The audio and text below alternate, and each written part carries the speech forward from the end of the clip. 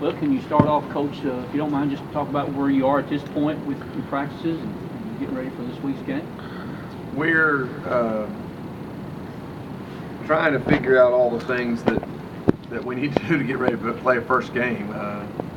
The little things that you sometimes will forget, a side out of bounds play, and we only got one or two little things in to get the ball in bounds at certain times, and you're so focused on the big picture that you kind of sometimes will forget those little details. And this morning I've kind of been going through my notes on what we need to have in by Friday when we start. But I think it's that point where it's time to start, so that the kids can see a game and they can learn from the actual game rather than you conceptually tell them, hey, we need to be ready for this and this and this. And I think they need to see it. Now that's bad news for coaches because they haven't gotten everything the way they want it. But it's time. It's time you start playing some games.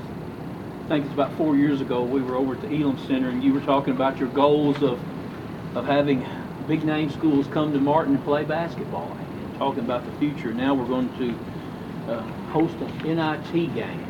Your thoughts about the progression of the program just in these last 4 years or so? Well, I mean we've probably moved quicker than I expected, and I think that's a tribute to those three seniors that we've got.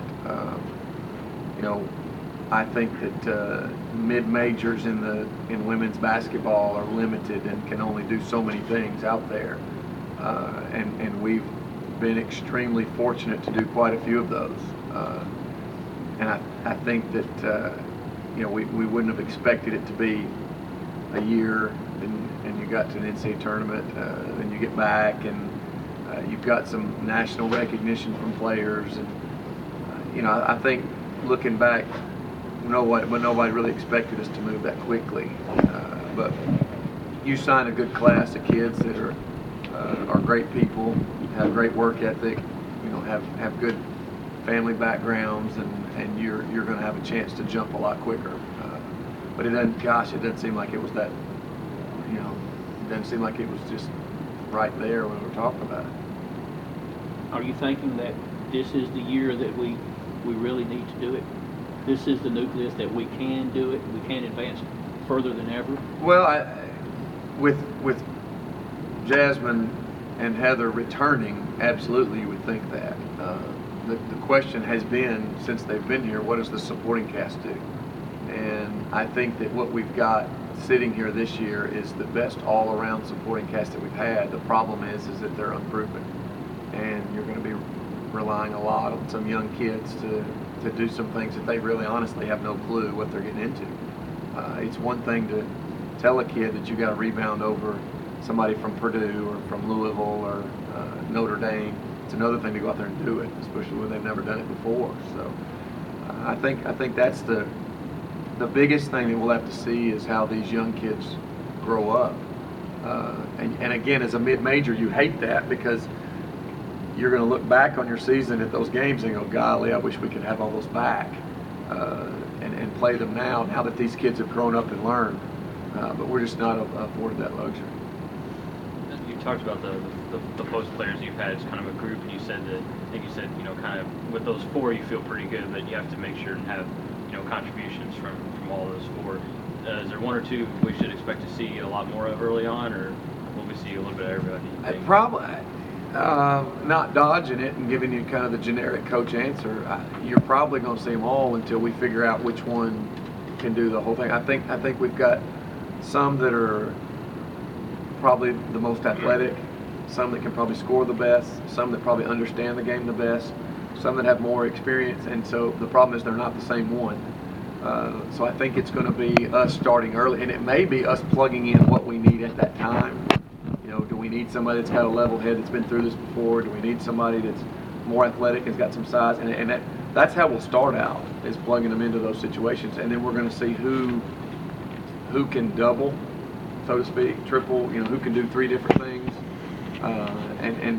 But right now, Tierra Caldwell, Asia Jones, Chelsea Roberts, Jordan Johnson are the four that we're going to stick out there and see what they can do with us. And then hopefully in January, Cortrice Golden will be back, and will give us that fifth one. But Don't really know what to expect. And again, not dodging your question, don't know what to expect because none of these kids have played in a Division I college basketball game in their lives. So, I mean, your guess is as good as mine as to what's going to happen when we throw it up Friday night. Did Golden have a setback with her knee or anything? Well, yes and no. She went in to get it cleaned up and was supposed to be back basically today. But while they were in there, we knew that there was a procedure that they were going to need to do to help her bones. They went ahead and did it. Well, that's a 6-week issue. We thought we were going to do that at the end of the season, but her best interest, we need to go ahead and do it, and so she'll be back in January. I mean, it was 6 1/2 dozen when we had the surgery, and long run for her, you need it now sooner rather than later, and so they went ahead and did that. So she's actually, I saw her walking over here. She's going the right direction, getting things done the way it needs to be, and hopefully in January or late December when she comes back, we're going to be healthier than ever. That's kind of the fingers crossed. These young kids, be it the post or anywhere else, do they understand offense or defense better at this point? I mean, where are they kind of more comfortable and where are they more? Probably defensively, they're a little more comfortable because defensively you don't have to have the ball. You don't have to really deal with what to do when the ball does this or that. It's pretty standard, and so hopefully defensively we can get away with some stuff, and maybe offensively we can be kind of a vanilla team early while we try to get people to come along, and we can just kind of add things as the season progresses. Can you talk about your December schedule here, Coach? Well, quite a run there, isn't it? Well, we had the best schedule that we've ever had, and then in August we had 2 teams drop us, and they were stuck right in the middle of all those road games. We had 2 home games. There was like home, away, home, right there in the middle of all that, and so it was the best looking schedule we'd ever had. As soon as those 2 teams dropped, we couldn't get anybody to come here and play, and so now we go back on the road. Now it looks awful. And I think there's 10 straight road games in there, and I think it was like 3 was the most we had this year. And so now, I mean, it is what it is. You just got to deal with it. It's not like we hadn't done it before. I think Butler and Newsom started out their freshman year with 10 straight road games, and they're going to start they're going to have 10 straight in their senior year. So we're going to go in with 10, and we're going to go out with 10. But it's a great schedule for us. It's got the same teams same caliber opponents that we usually play: Florida State, Ohio State, Illinois, Alabama, Missouri. And it's a very, very tough non-conference schedule, but that's just our philosophy on the way we think you should do things. Play that kind of schedule, you'll learn what your weaknesses are, you'll learn what your strengths are very quickly, and you'll have your kids ready for the conference season when it gets here in January. Who dropped you?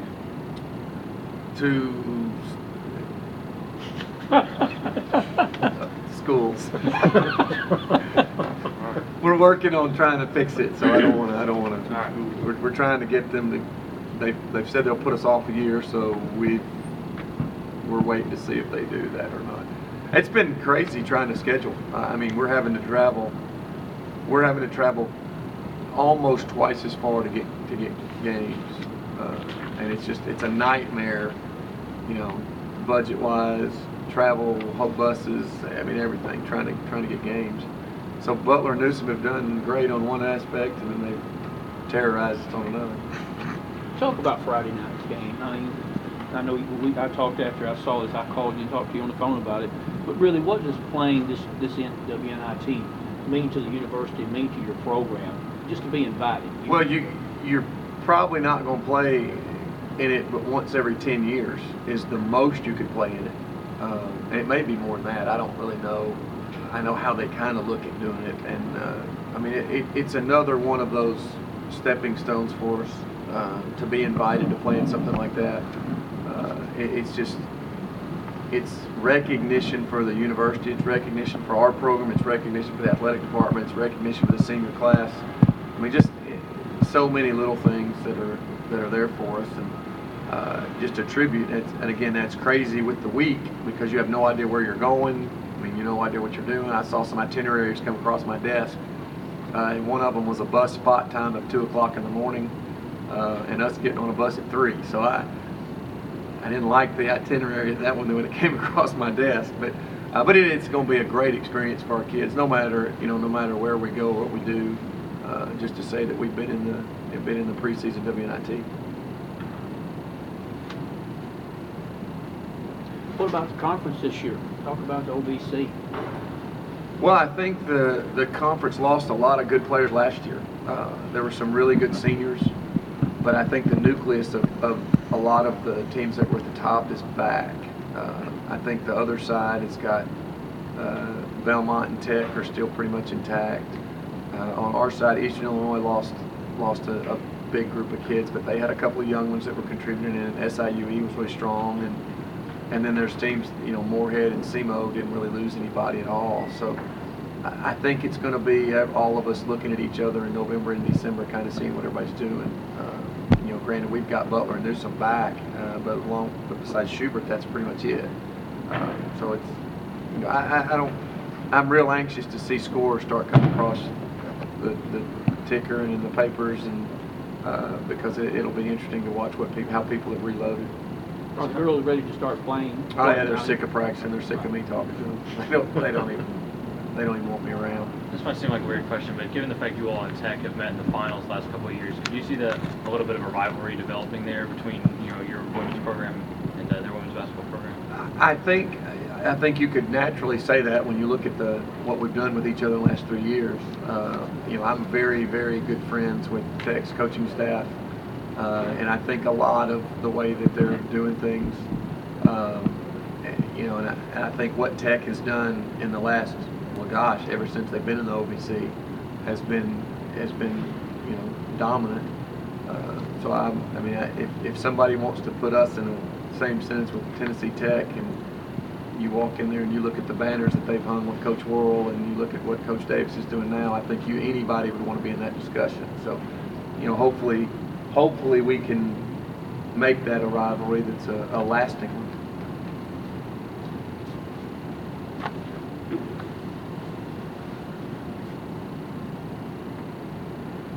Good. Good. Thanks, Coach.